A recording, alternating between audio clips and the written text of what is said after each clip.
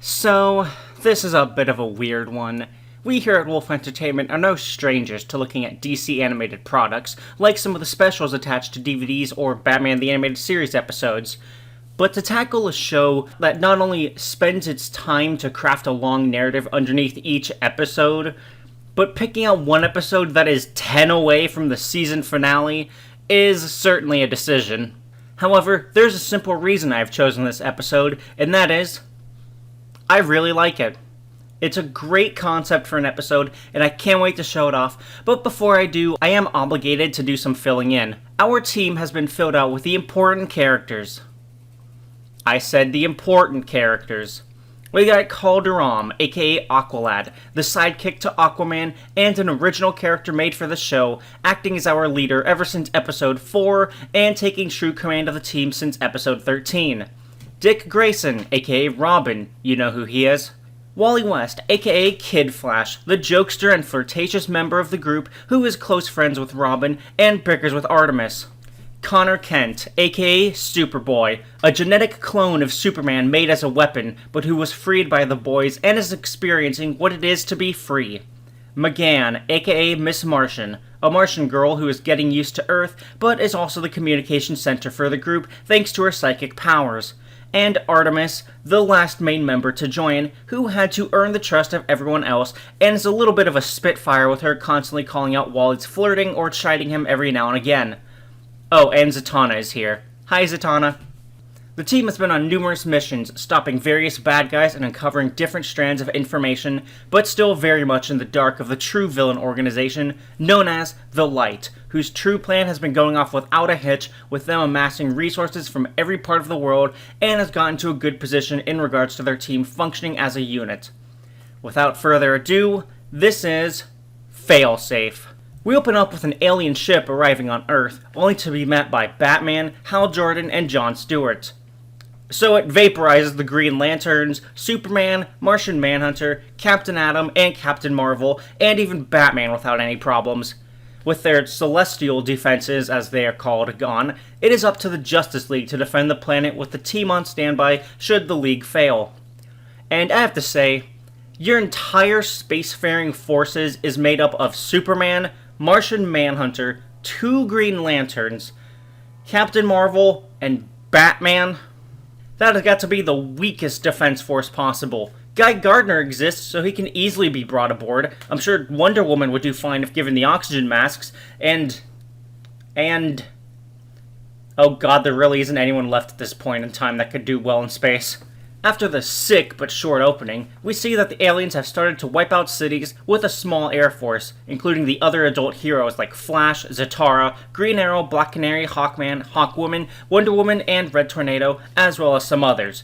Which means it is time for the team to step up. One ship is way out of the way of the others, who are attacking the major cities. With it revealed, it's at the Fortress of Solitude, causing Connor to get upset. Currently, Connor is still not in the good graces of Superman, who has not welcomed him at all and has repeatedly tried to avoid him. Makes sense, he was a secret clone of him, so it would be kinda awkward to be around him. However, Superboy also feels inferior to Superman. He doesn't have his full power set, nor does he act like Superman, and each new revelation about Superman just increases that gap. Due to the ship being far removed from the others, they decide to attack it, but it comes at the cost of Wolf sacrificing himself to save Superboy. Rather than mourn, they continue the plan with McGann adapting a cannon from the ship to her bioship, even under attack, which leads to Artemis being killed next. They're dead! Every single alien, if it's the last thing I do! I didn't know Wally had a little bit of Eren Yeager in him. Good for him. Also, it should be noted that Wally and Artemis did not get along well. Although they end up together, their early journey is plagued with bickering, so for him to have such an emotional reaction to her death is really great development. However, they have to push on, with Aqualad deciding to head to the Hall of Justice, in order to give hope to the people of Earth who are still alive.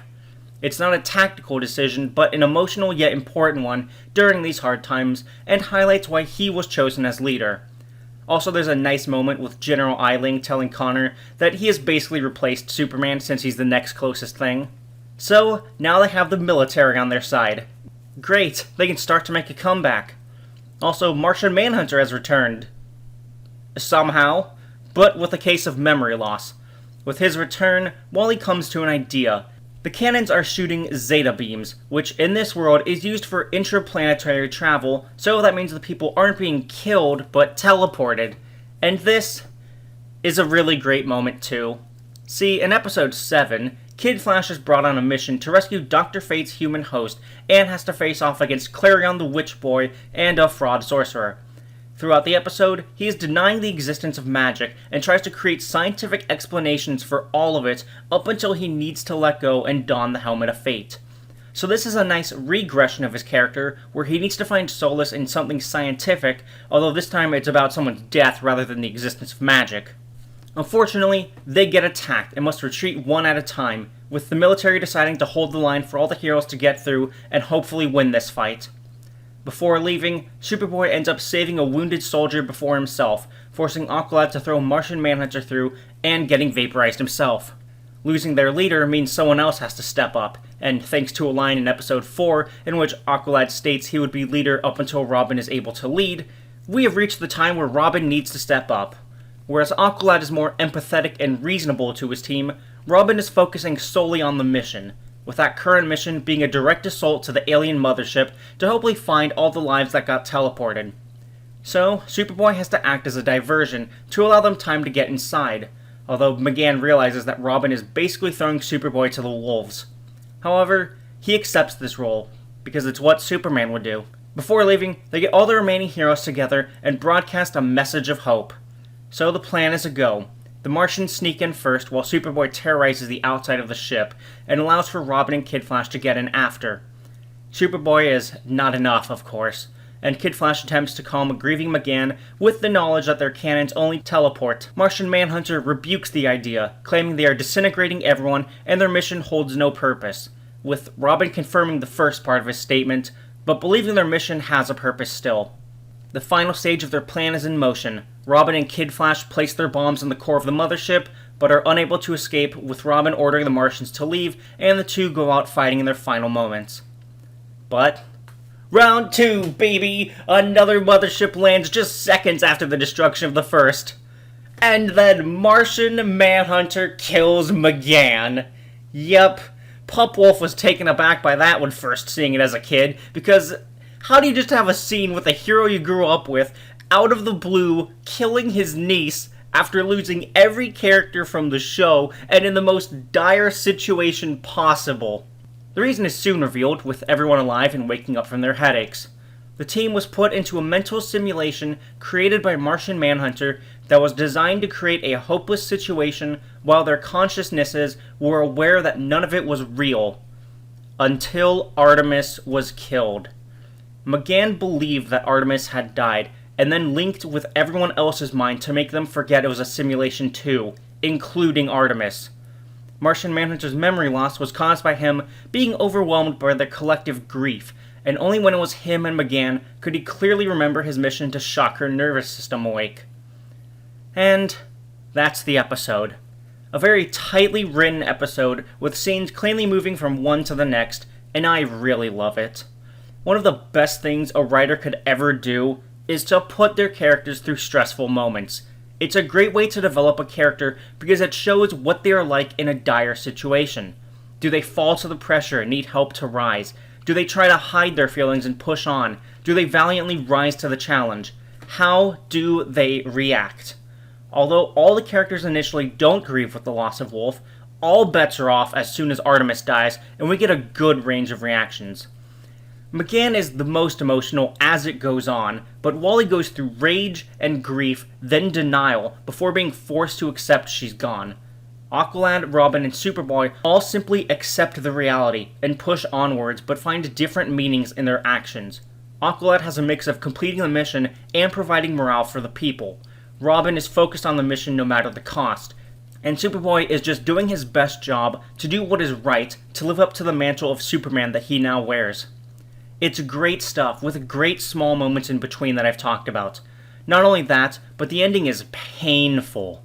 McGann has not had great control over her powers, but she is very strong psychically, like with her losing two, but also able to defeat a powerful psychic named Simon back in episode 9. To have her lose control of her powers and cause everyone around her to be affected again is bound to hurt her. Even if nobody blames her, she will blame herself for it because she was the cause of it unintentionally. If this was how the characters would go out, their arcs would still have some decent wrap-up. Artemis would be the only one to get shafted, really, as she dies first, doomed to not accomplish much after almost drowning for 3 missions in a row. Aqualad would go out as the leader to the end, sacrificing himself for Martian Manhunter because he knows that their best case for victory would be with a member of the Justice League rather than himself. Superboy would have lived up to the ideals of Superman that he has been chasing up to now, even being seen as Superman due to the circumstances. Robin will have been able to act as a leader, having learned how to more effectively lead as he does not abandon his teammates at all like he used to do, and also following the lessons Batman instilled in him to the very end, that the mission is most important. Kid Flash would finally care for Artemis in a deeper manner and go out fighting with his closest friend. And McGann would have experienced the lowest point a human could feel, utter despair. Okay, maybe that last one isn't as powerful as I initially thought, but it would be nice endings for most of them. Which is why I will give this episode a 10 out of 10. I won't recommend the episode alone, but rather the entire first season of Young Justice if you somehow haven't watched it. It's amazing from start to finish, and I'm glad that it only has 2 seasons. Hope you enjoyed this little review, and I'll be seeing you all later. Bye-bye!